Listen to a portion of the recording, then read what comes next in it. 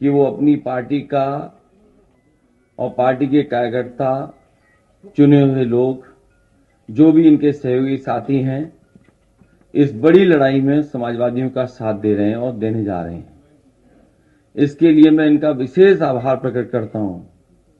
और ये सामान्य परिस्थितियों में चुनाव नहीं हो रहा है, पूरे देश और दुनिया की नजर है इस चुनाव में। मैं जब दिल्ली गया था, अरविंद केजरीवाल जी मुख्यमंत्री दिल्ली, उनके समर्थन में जो बड़ी रैली थी, उसमें जब मैं गया था तो यही मैंने कहा था कि दुनिया में भारत की बदनामी हुई है। भारत के बारे में चर्चा हो रही है कि चुने हुए लोग और किसी स्टेट के हेड के साथ ऐसा व्यवहार हो रहा हो। जो इंस्टीट्यूशंस हैं, जिन इंस्टीट्यूशंस से न्याय मिलना चाहिए, उन इंस्टीट्यूशंस में भी भारतीय जनता पार्टी हस्तक्षेप कर रही है। ये तो हम लोगों ने एक प्रधानी के चुनाव में देखते थे, प्रधान स्तर पे देखते थे, लेकिन मुख्यमंत्री किसी स्टेट के चुने गए हों, उनके साथ ऐसा व्यवहार, झूठे मुकदमे लगा करके उन्हें जेल भेज दिया जाए। इसी तरह झारखंड के मुख्यमंत्री, उन्हें जेल भेज दिया।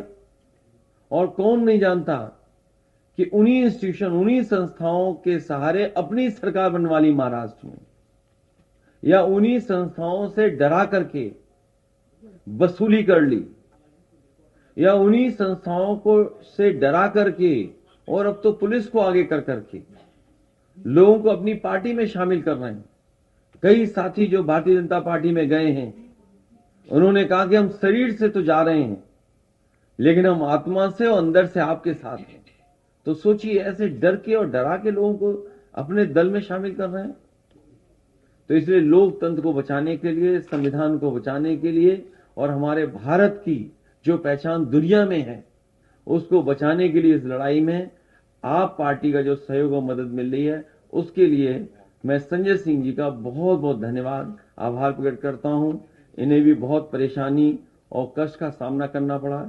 इन पे भी झूठे मुकदमे लाद करके इन्हें भी परेशानी में डाल दिया। और जो परेशानी में जाता है लोकतंत्र में, जनता उसे कभी न कभी सम्मान देती है। और हमें उम्मीद है कि जो जनता देख रही है, वो जो ऐसे काम करने वालों के खिलाफ मतदान इस बार होने जा रहा है, करेगी जनता। मैं संजय सिंह जी से कहूंगा कि अपनी बात रखें।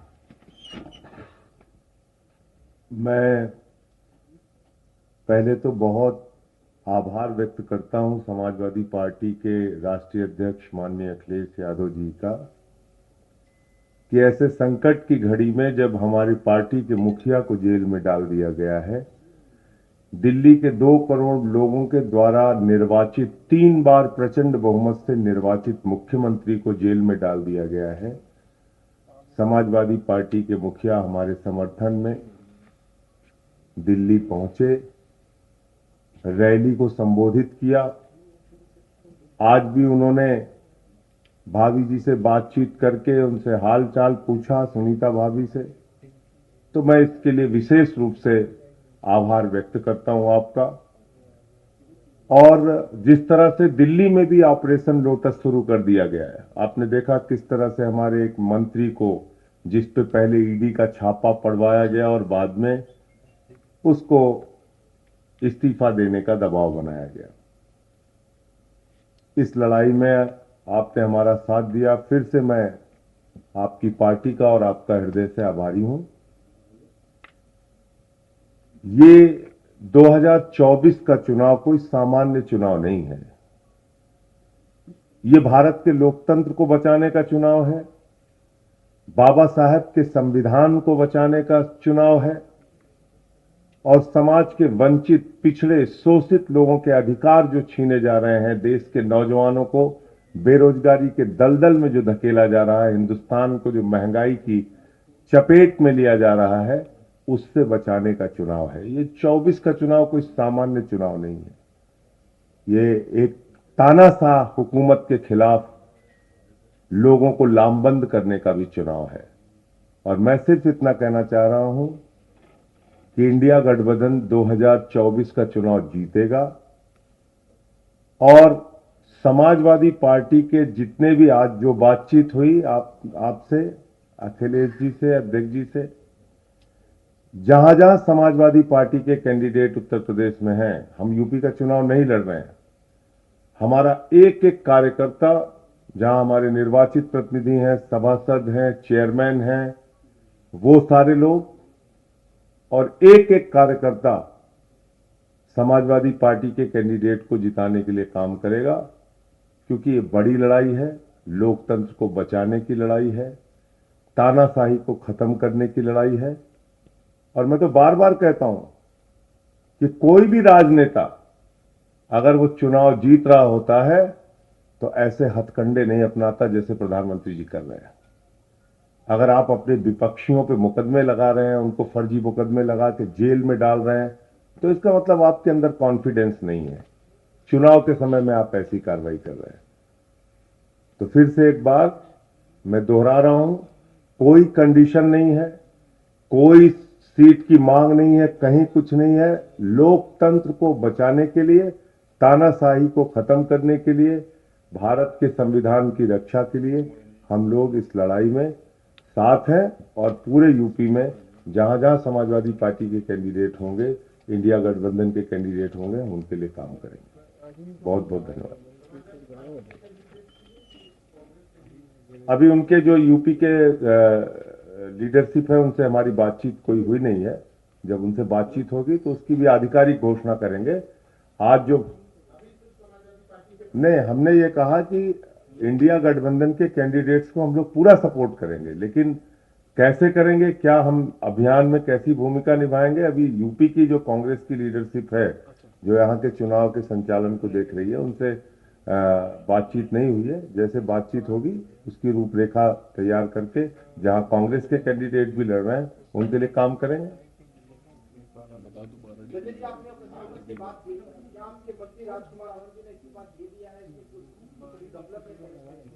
अब उन्होंने सार्वजनिक रूप से आके बयान तो दे ही दिया है, सबके सामने बयान दिया है।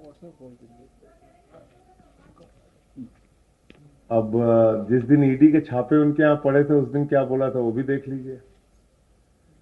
और जब बाबा साहब के संविधान दिवस पे उन्होंने मुख्यमंत्री जी को बुलाया था अपने कार्यक्रम में, उस दिन उन्होंने क्या बोला था मुख्यमंत्री जी के बारे में और कितना सम्मान दलितों का अरविंद केजरीवाल जी कर रहे हैं, वो सारे वीडियो निकाल के देख लीजिए। आधिकारिक जो बयान था उस समय ईडी का, वो देखिए आप, सब कुछ साक्ष्य मौजूद है।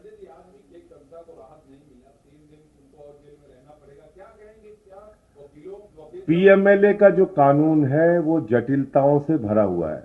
उसमें ऐसे अमेंडमेंट्स हो गए 2018 में जिसमें बेल मिलना मुश्किल होता है।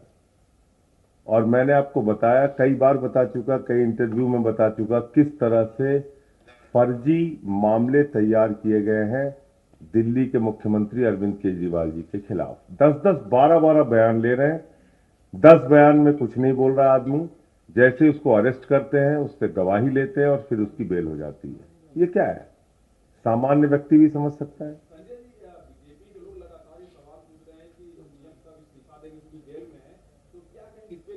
कौन? मणिपुर के सीएम के बारे में पूछ रहे हैं? किस सीएम के बारे में पूछ रहे हैं? नहीं, मणिपुर के सीएम को इस्तीफा देना चाहिए। 1 साल से जहां पे हिंसा हो रही है, एक कारगिल के फौजी की पत्नी को निवस्त करके घुमाया गया, जिस राज्य के अंदर कत्लेआम हो रहा है, वहां के मुख्यमंत्री का इस्तीफा नहीं मांगते। जिस अजय मिश्रा टेनी के बेटे ने 4 किसान अन्नदाताओं को कुचल के मार दिया, वो देश के गृह राज्य मंत्री हैं, उनका इस्तीफा नहीं मांगते। अरविंद केजरीवाल का इस्तीफा चाहिए, जो बिजली, पानी, शिक्षा, स्वास्थ्य पे अनुकरणीय काम कर रहे हैं। तो कम से कम नैतिकता भारतीय जनता पार्टी से नहीं सीखनी है।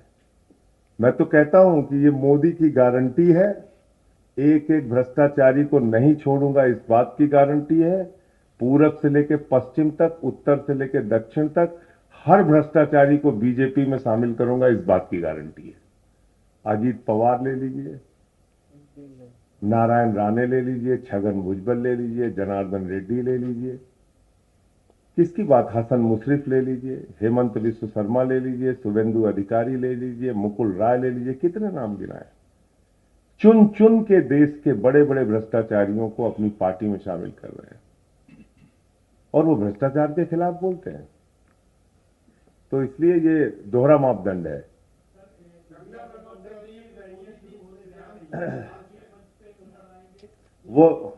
वो जैसा अखिलेश जी का जैसा आदेश होगा, हम हर तरह से काम करेंगे।